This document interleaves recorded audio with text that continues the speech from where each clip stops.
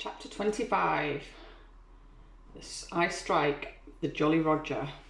I had scarce gained a position on the bowsprit when the flying jib flapped and filled upon the other tack with a report like a gun. The schooner trembled to her keel under the reverse, but the next moment, the other sails still drawing, the jib flapped back again and hung idle. This had nearly tossed me off into the sea, and now I lost no time, crawled back along the bowsprit and tumbled head foremost on the deck. I was on the lee side of the forecastle, and the mainsail, which was still drawing, concealed from me a certain portion of the afterdeck. Not a soul was to be seen. The planks, which had not been swabbed since the mutiny, bore the print of many feet, and an empty bottle, broken by the neck, tumbled to and fro like a living thing in the scuppers. Suddenly the Hispaniola came right into the wind. The jibs behind me cracked loud. The rudder slammed to. The whole ship gave a sickening heave and shudder, and at the same moment the main boom swung inboard. The sheet groaning in the blocks and showed me the lee afterdeck. There were the two watchmen, sure enough, Redcap on his back, as stiff as a handspike, with his arms stretched out like those of a crucifix, and his teeth showing through his open lips. Israel, hands propped against the bulwarks, his chin on his chest, his hands lying open before him on the deck, his face as white under its tan as a tallow candle. For a while the ship kept bucking and sidling like a vicious horse, the sails filling, now on one tack, now on the other, and the boom swinging to and fro till the mast groaned aloud under the strain.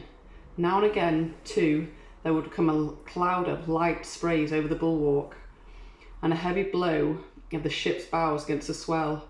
So much heavier weather was made of it by this great rigged ship than by my homemade lopsided coracle, now gone to the bottom of the sea.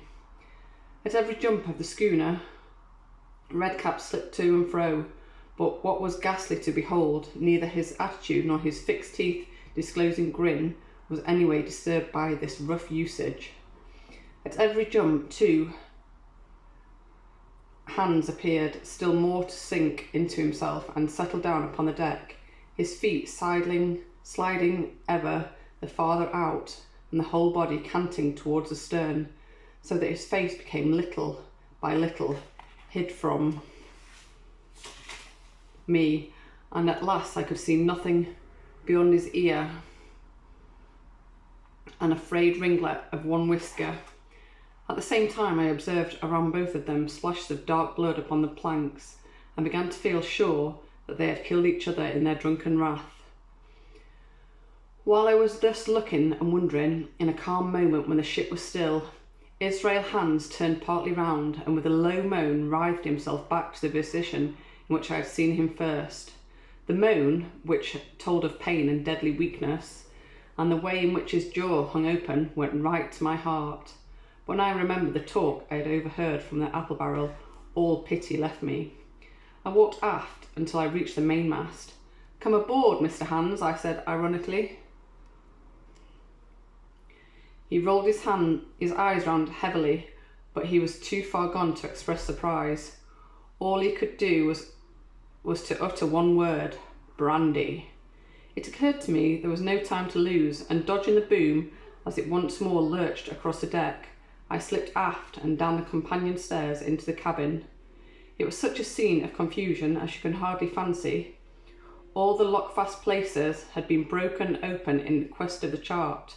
The floor was thick with mud, where ruffians had sat down to drink or consult after wading in the marshes round their camp. The bulkheads, all painted in clear white and beaded round with gilt, bore a pattern of dirty hands. Dozens of empty bottles clinked together in corners to the rolling of the ship. One of the doctor's medical books lay open on the table, half the leaves gutted out, I suppose for pipe lights. In the midst of all this, the lamp still cast a smoky glow, obscure and brown as umber.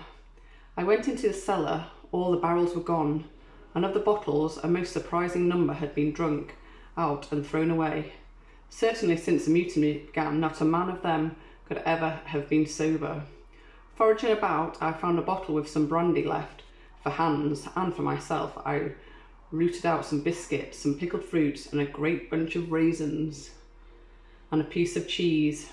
With these I came on deck, put down my own stock behind the rudder head, and well out of the coxswain's reach, went forward to the water breaker and had a good deep drink of water, and then, and not till then, gave Hans the brandy. He must have drunk a gill before he took the bottle from his mouth. "Aye," said he, "by thunder, but I wanted some of that." I had sat down already in my corner and begun to eat. Much hurt, I asked him. He grunted, or rather I may say he barked. "If that doctor was aboard," he said, "I'd be right enough in a couple of terms, but I don't have no manner of luck, you see, and that's what's the matter with me. As for that swab, he's good and dead, he is," he added, indicating the man with the red cap. "He warn't no seaman anyhow, and where mout you have come from?" "Well," said I, "I've come aboard to take possession of this ship, Mr. Hans, and you'll please regard me as your captain until further notice." He looked at me sourly enough, but said nothing. Some of the colour had come back into his cheeks, though he still looked very sick, and still continued to slip out and settle down as the ship banged about. "Mr. Hans, oh, by the by," I continued, "I can't have these colours, Mr. Hans, and by your leave I'll strike 'em, better none than these." And again dodging the boom, I ran to the colour lines, handed down their cursed black flag, and chucked it overboard. "God save the king," said I, waving my cap, "and there's an end to Captain Silver." He watched me keenly and slyly, his chin all the while on his breast. "I reckon," he said at last, "I reckon, Cap'n Hawkins, you'll kind of want to get ashore now. S'pose we talks." "Why, yes," says I with all my heart, "Mr. Hans. Say on." And I went back to my meal with a good appetite. "This man," he began, nodding feebly at the corpse, "O'Brien were his name, a rank islander. This man and me got the canvas on her, meaning for to sail her back. Well, he's dead now, he is as dead as a bilge. And who's to sail the ship? I don't see. Without I gives you a hint, you ain't that man as far as I can tell. Now look here, you gives me food and drink, and an old scarf to tie my wound up, you do, and I'll tell you how to sail her, and that's about square all round, I take it." "I'll tell you one thing," says I, "I'm not going back to Captain Kidd's anchorage. I mean to get into North Inlet and beach her quietly there." "To be sure you did," he cried. "Why, I ain't sich an infernal lubber after all. I can see, can't I? I've tried my fling, I have, and I've lost, and it's you has a wind of me. North Inlet? Why, I haven't no choice, not I. I'll help you sail her up to Execution Dock, by thunder, so I would." Well, it seemed to me there was some sense in this. We struck our bargain on the spot. In 3 minutes, I had the Hispaniola sailing easily before the wind, along the coast of Treasure Island, with good hopes of turning the northern point ere noon, and beating down again as far as North Inlet before high water, when we might beach her safely and wait till the subsiding tide permitted us to land.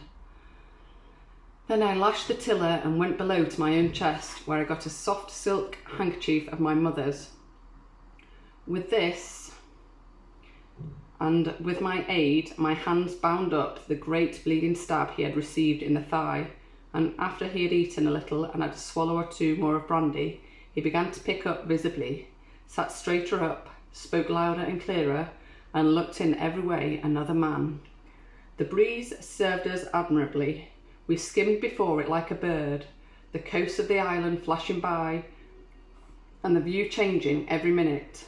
Soon we were past the highlands and bowling beside low sandy country sparsely dotted with dwarf pines, and soon we were beyond that again and had turned the corner of the rocky hill that ends the island on the north. I was greatly elated with my new command and pleased with the bright sunshiny weather and these different prospects of the coast, I had now plenty of water and good things to eat, and my conscience, which had smitten me hard for my desertion, was quieted by the great conquest I had made. I should, I think, have had nothing left me to desire but for the eyes of the coxswain as they followed me derisively about the deck, and the odd smile that appeared continually on his face. It was that smile that had it in something both of pain and weakness, but there was besides that a grain of derision, a shadow of treachery in his expression as he craftily watched and watched and watched me at my work.